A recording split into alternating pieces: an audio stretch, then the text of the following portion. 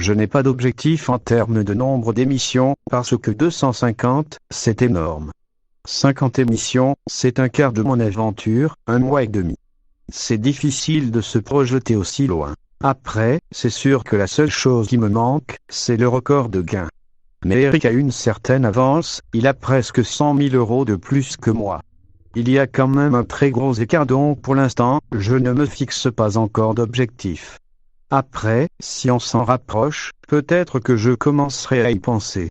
Pour l'instant, je ne me dis pas que c'est atteignable. Qu'avez-vous fait après votre 199e victoire ? Je crois que j'ai changé de tenue pour aller tourner la 200e, rire. La 199e n'était pas en fin de journée, donc ça s'est un petit peu enchaîné. Je n'ai pu me poser que le week-end d'après pour réaliser que j'étais numéro 1. La production vous avait-elle réservé des surprises pour la 200e ? Il y a eu des messages de mes proches, ceux qui font les visios, d'anciens maîtres de midi avec qui on avait sympathisé au combat des maîtres, comme Caroline.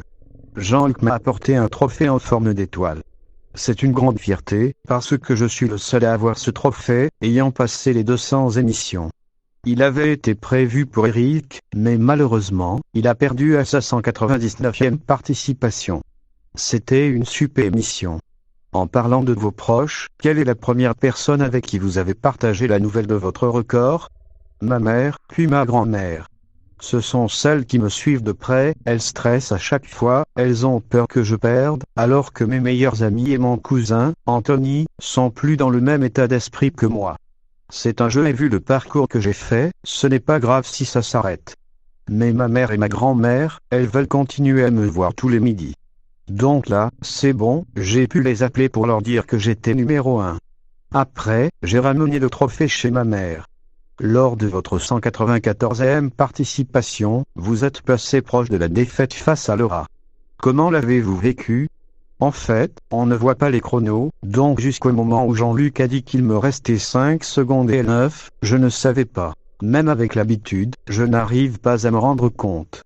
Donc quand il a dit que je n'avais plus que 5 secondes, je me suis dit Anas. J'ai autant de retard que ça ? C'est une catastrophe.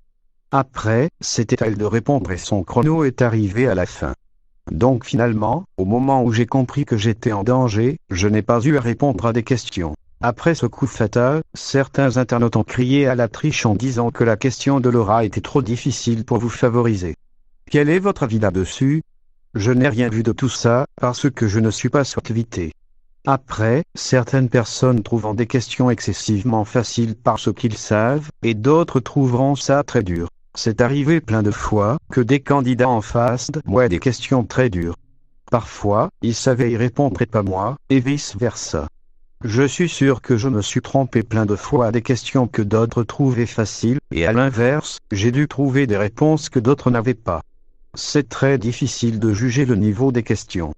Moi, j'essaye de répondre à mes questions, je ne m'amuse pas à tenir un tableau pour évaluer la difficulté de mes questions et de celles de mes concurrents. Pour savoir si j'ai été favorisé, il faut demander